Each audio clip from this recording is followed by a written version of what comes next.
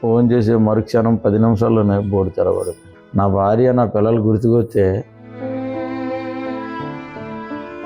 అన్నయ్య కొడుకులు ఇద్దరే, మా సొంత అన్నయ్య, వాళ్ళే సొంత మనుషులే, అందరూ చచ్చిపోలే. ఎప్పుడు ఎటువంటి పరిస్థితి చూడలేదు బాబు. నాకు ఇప్పుడే నాకు జ్ఞానం లేదు. నన్ను ఇంటికి వెళ్తాను వెళ్ళను గ్యారంటీ లేదు. నా ప్రాణం ఎగిరిపోతుంది. జూలై 4వ తేదీన విశాఖ సముద్ర తీరంలో బోటు గల్లంతైన ఘటన దేశవ్యాప్తంగా సంచలనంగా మారింది. ఆ బోటు గల్లంతు, బోటు బోల్తా ఘటనలో దాదాపు 7 గల్లంతయ్యారన్న విషయం తెలిసిందే. సో ఈ ఘటనలో మృత్యుంజయుడనే చెప్పుకోవచ్చు. ఎందుకంటే 7లో ఎవరైతే బోటు యజమాని, బోటు ఓనర్ ఎవరైతే ఉన్నారో డ్రైవర్, కారు చిన్న మృత్యుంజయుడిగా తిరిగి విశాఖ తీరానికి చేరుకున్నారు. సో ఈ ఘటన అసలు ఎలా జరిగింది, ఆ సమయంలో ఎటువంటి పరిస్థితులను ఆయన ఎదుర్కొన్నారనే విషయాలను ప్రస్తుతం మనతో కారు చిన్న ఉన్నారు. ఇక్కడ విశాఖలోని ఓ ప్రైవేట్ ఆసుపత్రిలో చికిత్స పొందుతున్నారు. ఆయనతో మాట్లాడే ప్రయత్నం చేద్దాం. చిన్న గారు, మీరు ఏ తేదీన వేటకి వెళ్ళారు? ఆ రోజు ఏం జరిగింది అసలు? 1వ తారీఖుని వేటకి వెళ్ళాను సార్. 1వ తారీఖుని వెళ్ళేసి 29 మైళ్ళ నుంచి 37 మైళ్ళ వరకు లాగాను. నైటీ పొగులు లాగితే 2 నైట్లు లాగాం, 2 పొగలు లాగాం. మళ్ళా వచ్చేది 4వ తారీఖుని. 4వ తారీఖున వచ్చేస్తే 23 మైళ్ళను ఆలింగ్ చేసాం. 23 మైళ్ళు ఆలింగ్ చేసి 4వ తారీఖున వచ్చేసి అయితే 13 మైళ్ళ జర్నీ చేసుకొచ్చాము. జెట్టి పొజిషన్ 10 మైళ్ళు ఉంది. నన్ను మా మిస్సెస్ గారికి ఫోన్ చేశాను. ఫోన్ చేసి 3:30 ఫోన్ చేసి, అమ్మ బోట్ వచ్చేస్తుంది, 4:30కి 4 పడతా టైమే, బోట్ వచ్చేస్తుంది అంటే సర్లే వచ్చేయండి అనేసి అన్నది. ఈ లోపు ఏంటంటే మరుక్షణం ఫోన్ చేసి మరుక్షణం 10 నిమిషాల్లోనే బోటు తెరబడిపోయిన వెంటనే మా అన్నయ్య కొడుకు ఒకటి చనిపోయి బోటు కింద ఉండిపోతే మా అన్నయ్య నేనే గుండెలు బాదుకొని ఏడుతున్న, బాబు నా కొడుకు ఉండిపోయాడు. 7 వెళ్ళాము, 6 కనిపించాం. బాబు మా అన్నయ్య కొడుకు ఉండిపోయి ఎనుగుతుంటే దొరకట్లేదు, కింద ఉండిపోయాడు బాబు, గుండెలు బాదుకొని ఏడితే మా అన్నయ్య అన్నాడే, చూస్తే ఎదరు పూట ఎక్కువైపోతున్నారా, అందాక చచ్చిపోయినోడి కోసం అందాక ఉండు పళ్ళకు, తర్వాత మనం ఏంటంటే ఈయన మీద ఉన్నాం, ఇప్పుడు మనం జీవితాలు మనం కాపాడుకోవాలి అని చెప్పేసి అనగలి అలాగే బోడికి మీద అలా తేలుతూ ఉండి 9 గంటలకల్లా మునిగిపోతుంది బోటు.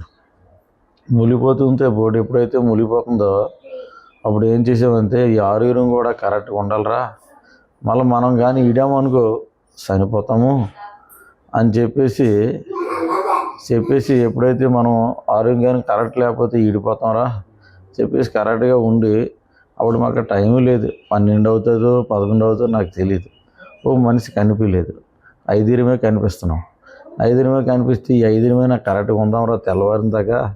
అలాగే ఏదైనా వస్తాయి చూస్తే పౌరుతం మనకి ఇన్ని రోజులు ఇంతసేపు రాలేదంటే ఏదో ఇంటికాడ నుంచి పౌరుతానికి చెప్తారు వస్తాయి అని చెప్పేసి ధీమాపడి అలాగే ఈత్తనం. ఎక్కడ ఏటి లేవు, ఓ సిప్పులు లేవు, బోట్లు లేవు.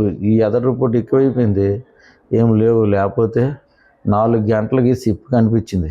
మేము సిప్పుకి ఎదరు ఉన్నాం. ఆ 4 గంటలకు సిప్పు కనిపిస్తే సిప్పుకి ఎదరుంటే ఆ ఒడిసిలో అలా తేలికెళ్ళి ఆ తెల్లారిపోయింది. సరే అప్పుడు పళ్ళు మంది తెల్లారిపోయింది. 6 అవుతుంది, 6:30 అవుతుంది. మా అన్నయ్య అన్న చిప్పు కనిపిస్తుంది అన్నయ్య, చిప్పు దగ్గర అవుతున్నాము, చిప్పు కాడికి వెళ్దామన్నయ్యా అనేసి అంతే. నేను రానురా, నేను చనిపోతాను, చిప్పు కాడికి నేను రాను, కాళ్ళు తెరబడిపోయి ఈ లోపు ఏదన్నా తెప్పలు కానీ కనిపిస్తే జాలాల తెప్పలు ఎక్కిపోతాను రా నేనే అనేసి అన్నాడు. అన్నయ్య రా అన్నయ్య, నువ్వు ఎందుకు అలాగే అంటున్నావు, నువ్వు ఒక మనిషి ఎత్తున్నాడు అలాగే అంతే, మేము ఏటైపోవాలి అన్నయ్య అంతే, నేను రాలేను చిన్న, నేను చచ్చిపోతాను అనేసి అన్నాడు.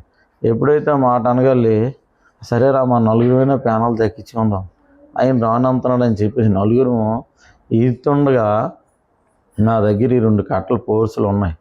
మా 4 దగ్గర 2 కట్టల పోర్సులు ఉంటే ఇటు ఇద్దరే నేను సెంటర్లో నన్ను పెట్టాలి. ఈదికి వెళ్తున్నాం, ఇంకా వెళ్ళకపోతున్నాం, వాడకు సాయ అయిపోతున్నాం. సర్లేరా మీరు రండి, నన్ను సింగల్గా ఈదితే వీళ్ళు పోర్సులు పెట్టుకొని రండి రా బాబు, సింగల్గా ఈదితే సింగల్గా ఈదికి వెళ్తున్నాం. ఈదికి వెళ్ళి మళ్ళీ ఇంకా రాలేకపోతున్నాం. వాళ్ళకి నాకు 2-3 కిలోమీటర్ల దూరం అయిపోతుంది. మళ్ళీ వాళ్ళ దగ్గర రివర్స్ వచ్చారు, ఆయన రా వెళ్దాము, వాళ్ళు ఓడకంత పోతే మనం చచ్చిపోతాం రా రాయండ్రా అని చెప్పి అనుకోసరికి మళ్ళా మా అయ్య నువ్వు బాగా చేస్తున్నావు, మా అన్నయ్య ఫ్రెండ్ కుర్రోడు కొండ అమరకొండ అంతే. మా అబ్బాయిని కూడా నేను అన్నాను రా బాబు బతుకుదాము అనేసి అన్నాను మా అన్నయ్య కొడుకు. అంతే నాన్న వచ్చేస్తాం పద అనేసి అన్నాడు. వెళ్ళేసరికి వెళ్ళంటనే వాడు యాంకర్ పట్టేశాను బాబు. ఎన్నో బాధలు పడి తల్లి అమ్మ అని చెప్పేసి యాంకర్ పట్టేసి నా పిల్లలు గుర్తుకు వచ్చేటప్పుడు నా భార్య నా పిల్లలు గుర్తుకొస్తే అప్పుడు యాంకర్ ఎప్పుడైతే పట్టేసానో వేసి యాంకర్ దెబ్బని వేసి కొట్టేసింది గొలిసి. కొట్టుకెళ్ళి కిందన పడిపోయాను బాబు. కిందన పడిపోయిన వెంటనే వాడు పక్కొట్టుకొని నేను తేలికి వెళ్ళిపోతున్నాను. తేలికి వెళ్ళిపోతుండగా ఆ బాయి నన్ను కాపాడని అన్నా సరే 2-3 కేకలకి వెళ్ళిపోతే బనీలు తీశాను. బనీలు తీసి ఇలా గెరగెర తిప్పి బాయి నన్ను కాపాడండి అంతే. అప్పుడు నేను వాడ కొద్దిగా దూరంలో ఉంటుంది కానీ నైఫ్ జాకెట్ నాకు ఇస్త్రాలి. నైఫ్ జాకెట్ ఇసరగల్లి నేను వాడకాడికి నాక్కున్నాను నేను తాడుతో నాక్కును ఒక జాలిలాడ దించాలి. జాలిలాడ దించేసి పైకి లాగాలి. వెంటనే 2 వాటర్ బాటిల్ తాగినట్టు నాకు జ్ఞాపకం ఉంది. అప్పటి నుంచి నాకు జ్ఞాపకం లేదు. ఏదో జావలాడ తిట్టాలంట 7ది. అప్పుడు అరగంట 40 నిమిషాలు అంత అవుతుంది. నాకు తెలివి వచ్చింది. తెలివి వచ్చి వాడలోకి నాన్నకు తీసుకెళ్ళేసి మామూలు కర్రలా ఉన్నాయి దానితో తీసుకెళ్ళేసి అక్కడ అవన్నీ చేసి రసమార్చి మళ్ళా బయటికి తీసుకొచ్చి మేము 4 ఉంచాం బాబు అనేసి అంటే వాళ్ళ భాష నాకు అర్థం అవ్వదు, నా భాష వాళ్ళకి అర్థం అవ్వదు. యా అంతా నాకు అర్థం అవ్వదు. అపోతే ఉండు ఒక మళ్ళీ 10 నిమిషాలు పోయాక ఇలాగ సెల్ అడిగితే సెల్ ఇచ్చాలి ఏంటంటే అప్పుడు వీడియో కాల్స్ పెట్టేసి అప్పుడు ఫోర్ట్కి ఇన్ఫామ్ చేసాం. నీ వీడియో కాల్ మాట్లాడితే పంపించాము ఇలాగా చెప్తున్నాం సైకిన. అప్పుడు ఆ ఫిషింగ్ హార్బర్కి 10 గంటలకి అంతకు తెలిసింది బాబు సంవత్సరం అది. అంతవరకు మనం ఎక్కడ ఉన్నామో తెలియలేదు. ఇప్పుడు మీరు 4 కలిసి ఇదారు కదా, అంటే అన్నయ్య గారు రానని చెప్పేశారు. సో మీరు 4 తాళ్ళు ఒకరికొకరు కట్టుకున్నారా? లేదు బాబు, కలిసే వెళ్తున్నాము. నాన్న సెంటర్లో పెట్టాలి, ఇటు ఒక మనిషి ఈ మైకోను నన్ను ఈ బీప్ పట్టుకుని ఈ పీకలా పట్టుకొని వచ్చాడు. అది అప్పటికి ఈ చాలకందని చెప్పేసి ఇడిపోయి రండిరా వెళ్దాము అనేసి అంటే వత్తమ్మయ్యా పదా అని అనేసి అన్నాడు. ఎల్లగాలి యాంకర్ పట్టే మనం బతుకుతామయ్యా అని వాళ్ళే చెప్పలేక అయినా సరే మళ్ళా రావట్లేదు, దూరం అయిపోతుంది. రాకపోతే మళ్ళా రివర్స్ వెళ్ళి పట్టేసాను. యాంకర్ పట్టేసిన వెంటనే యాంకర్ వేసి దెబ్బని కొట్టేసిన పడిపోయిన వెంటనే ఆడొట్టుకొని వెళ్ళిపోతున్నాను నేను. చిప్పొట్టుకొని వెళ్ళిపోతుంటే అప్పుడు వాళ్ళు ఈ బనీలు తీసి పిల్లలు గుర్తుకొచ్చారు, భార్య పిల్లలు గుర్తుకు రాగాలి. ఈ బనీలు తీసి గిరగిర తిప్పితే అప్పుడు నాకు నైఫ్ జాకెట్ ఎసరగాలి, ఇది పడిపోయింది చెయ్యిలోని. ఎప్పుడైతే పడిపోయిందో బాబు బతికంటారా దేవుడా అని నేను అనుకున్నాను. మీరు చాలా సంవత్సరాల నుంచి ఈ చేపల వేట చేస్తూ ఉంటారు.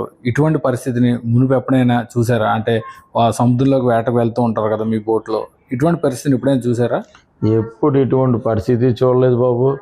ఒక చెక్క తన్నెత్తే బోటుకు ఇన్ఫామ్ చేస్తాము, నేవీ బోర్డు కానీ పోస్ట్ గార్డు కానీ. ఒక ఇంజిన్ ఆగిపోతే పోస్ట్ గార్డు కానీ ఇలాగా ఇన్ఫామ్ చేస్తాం. లేకపోతే దరికి రిపోర్ట్ ఎదర్ రిపోర్ట్ అందిస్తాం. ఒక ఇంజిన్ పలానా దగ్గర ఆగిపోయింది, పక్క బోర్డు ఉంది ఇడ్చుకెళ్తాం. ఇలాంటి ఘటన ఎప్పుడూ జరగలేదు బాబు, అన్నది కూడా జరగలేదు. అది మీరు ఆ టైంలో మీ చుట్టుపక్కల ఇంకే బోట్లు లేవా? అంటే కామన్గా మీరు కలిసి వెళ్తుంటారని వింటూ ఉన్నాం. సో మీరు ఆ టైంలో మీ చుట్టుపక్కల ఏం బోట్లు లేవా?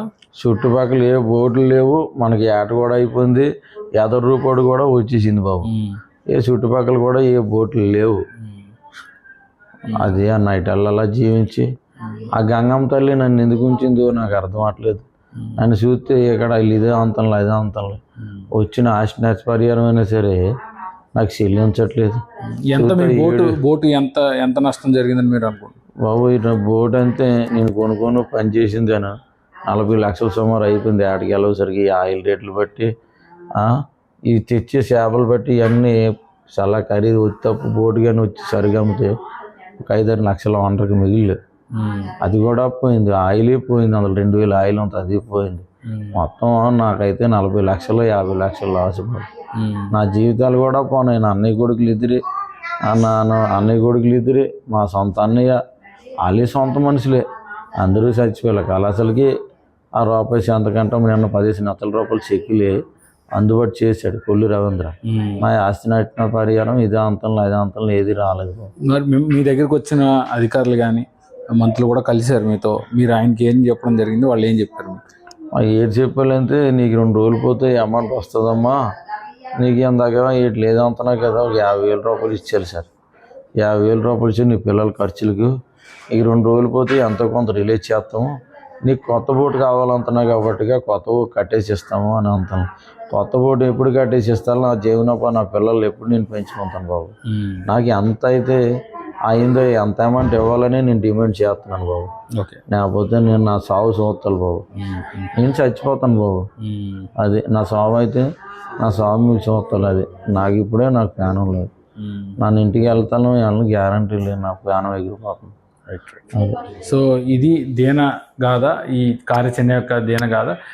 ఎంతో ప్రాణాలకు తెగించి ఎంతో కష్టపడి ఒడ్డుకి చేరిన ఈ కార్యాచరణ ప్రస్తుతం విశాఖలో చికిత్స పొందుతున్నాడు.